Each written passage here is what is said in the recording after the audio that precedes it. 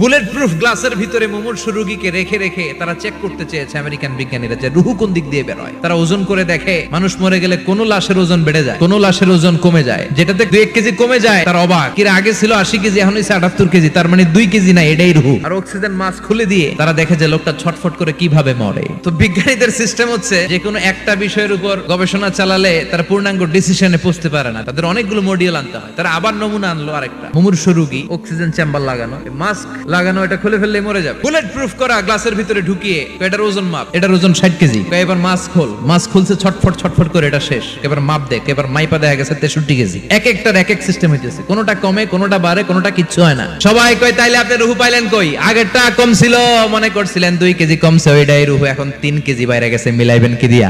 আল্লাহ ডেকে বলে, গোলাম কিয়ামত পর্যন্ত একটার পর একটা গবেষণা করতে পারবি, মাগার রুহু খুঁজে পাবি না। চিল্লায় বলেন ঠিক কিনা?